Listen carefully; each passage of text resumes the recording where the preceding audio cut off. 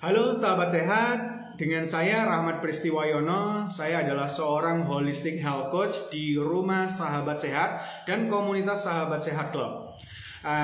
Alhamdulillah, saya bersyukur sekali saya telah mengikuti pelatihan Certified Mastery of Stem Cell atau CMSC yang diadakan pada tanggal 21 Mei 2025 ya. Dengan fasilitator ada Dr. Dito Anurogo, MSc PhD ya. Beliau luar biasa membawakan materi ini, dan juga dipandu juga dengan moderator Mas Abi yang sangat ramah dan juga luar biasa semangatnya gitu ya. Di dalam pelatihan ini teman-teman Bapak Ibu semua, kita dijelaskan secara komprehensif tentang stem cell atau sel punca, mulai dari sejarahnya, dan ini sudah sangat lalu ya, sudah diteliti terutama pada peneliti-peneliti di Jepang, kemudian di beberapa daerah sana ya, itu telah meneliti tentang stem cell ini atau sel punca ini.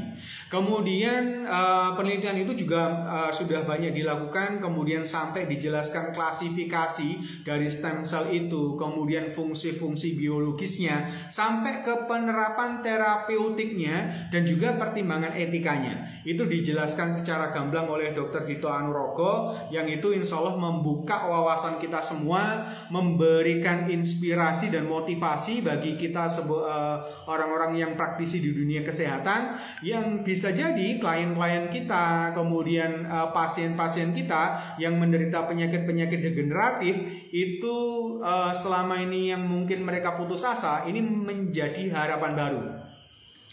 Jadi di materi pelatihan ini itu luar biasa teman-teman Bapak Ibu. Jadi kita tahu stem cell ini atau sel punca ini itu adalah sel yang memang secara lahiriah di waktu kita masih menjadi janin atau bahkan sebelumnya ya, ketika pertemuan sel sperma dan sel ovum itu bertemu di zigot, itu adalah sel punca atau stem cell pertama kali embrionik kita.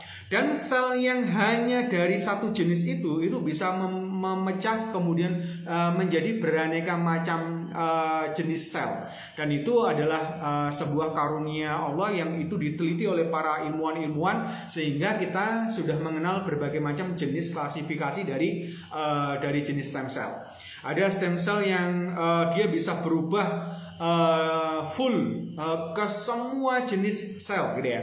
Ada sel punca yang hanya berubah beberapa saja gitu ya, atau bahkan ada juga stem cell yang dia bisa bertransformasi, tetapi masih dalam penelitian apakah ini membahayakan ataukah tidak. Karena kalau tidak bisa terkontrol dengan baik, ini malah justru menjadi hal yang tidak diinginkan ya, bisa menjadi pemicu tumor dan seterusnya. Makanya kajian ini itu sangat-sangat penting dilakukan terus-menerus sehingga manfaat dari penelitian stem cell ini bisa dinikmati oleh banyak masyarakat. Yang luar biasa di pelatihan ini teman-teman, kita istilahnya dibangkitkan pemahaman, kemudian harapan dan semangat supaya apa? Kita benar-benar memahami setiap orang, setiap klien, setiap pasien itu memiliki kebutuhan masing-masing. Jadi contoh nih, misalnya ketika kasus diabetes antara satu dengan yang lain, itu bisa jadi ternyata ada kematian sel beta pankreas, kemudian ternyata ada lagi yang penurunan organ pada livernya, kemudian pada ginjalnya, pada jantungnya. Makanya teknologi masa depan, pengobatan itu lari kepada metode personalized healing. Artinya setiap orang itu memiliki kebutuhan healing yang berbeda.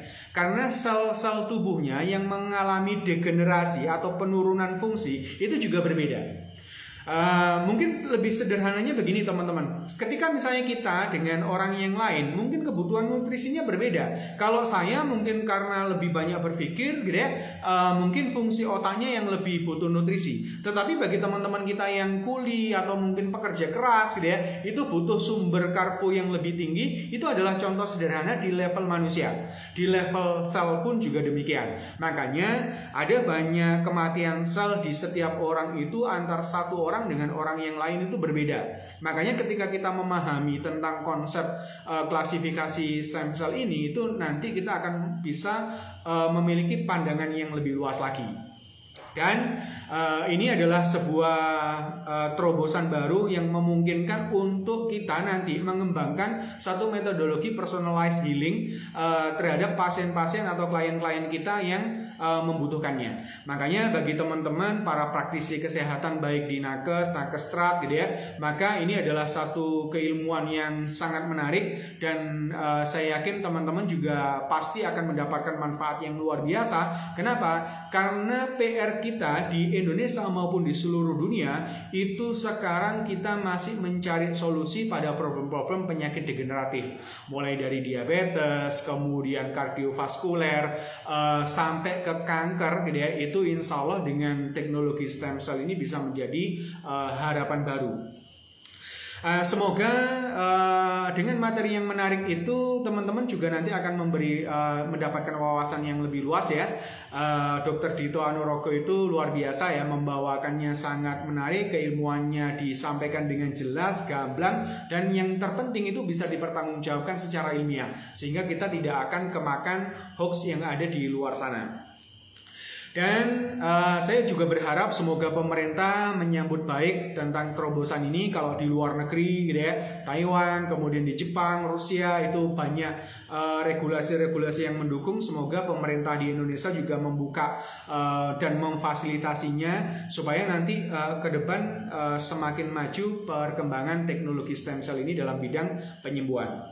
Oke, sekali lagi saya bersyukur telah mengikuti pelatihan ini, dan bagi teman-teman Bapak Ibu semua yang ingin juga mendalami tentang keilmuan stem cell bisa mengikuti pelatihan CMSC di batch berikutnya.